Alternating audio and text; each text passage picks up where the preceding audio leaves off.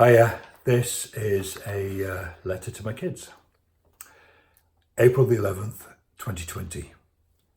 Dear kids, I know I see you for pretty much every second of every day at the moment, but I just wanted to write you a letter that one day you would look back on and would remind you of the crazy time we are in. 3 weeks into lockdown, we started early, and you've mastered indoor balloon keepy-uppy, go fish, the family card game, dining table tennis, maths top trumps, and tin can beer pong, but without the beer. Homeschooling 4 children from 15 to 7, including making a 3-foot virus-free cardboard Egyptian home complete with indoor pulley lift, went well for the first week, until GCSEs were cancelled and you, my son, my eldest, suddenly found yourself lost, not knowing what the future held and feeling like the last 5 years have been a waste of time.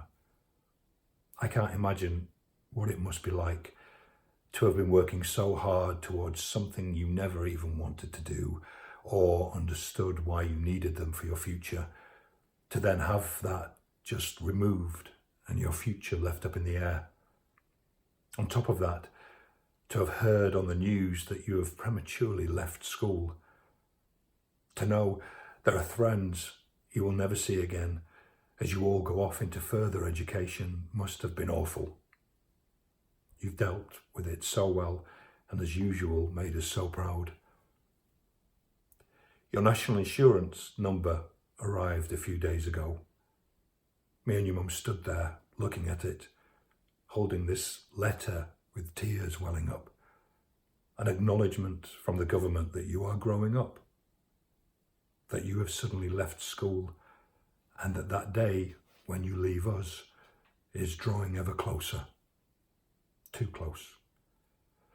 Although, hearing you mid-Minecraft online with your friend the other day saying, "We need more chickens, and once we get enchanted armour and a sword, we'll be able to smash the Ender Dragon," I'm not sure you'll ever leave. From my eldest boy to my eldest girl. Wow. I mean, let's be honest. At 14, you are the master of self-isolation. Seriously, you should give an online TED Talk. When you do emerge from your lockdown woman cave, coincidentally always after we've just finished the Joe Wicks torture session, you always have a smile for us. I know you're finding it difficult, deep down, and that you are struggling without seeing your friends and oddly craving school, but I promise this isn't forever. I want so much a better world for you and your siblings. I want a world where key workers who, by their very definition, are key to society's survival, are treated, respected, and paid accordingly. That when we emerge from this, we will no longer worship the false gods of celebrity and instead celebrate those that without we are less. Oof. Sorry about that. But since you are so politically minded and so concerned about people and injustices throughout the world, it makes sense that my mind would go there when I'm writing about you. From the 6 of us, so far only you have escaped a lockdown birthday. Mine was okay, but since my perfect birthday is being with all of you, eating together and watching a film, every day recently is like my birthday. For you little two, though, to celebrate your 10th and 8th birthdays without your friends feels awful, I know. And yes, there are horrific things happening around you, but you know, when you're little, that hurts. But look at it this way. You get to celebrate it twice, because at some point this will be done and all your friends who, like you, will have, quoting the youngest, probably a rubbish birthday, a massive party together. I must mention this great idea to your mum then step back and watch as she somehow makes it happen. Talking about your mum, Polly, I'm not sure there's anything left in the house that you can upcycle. And yes, it is okay to be craving a gin and tonic at 6 after any of the homeschool days. We have a blessed ship with you at the helm. You will always have my love and admiration. Thank you for being you. Sorry, hang on a minute.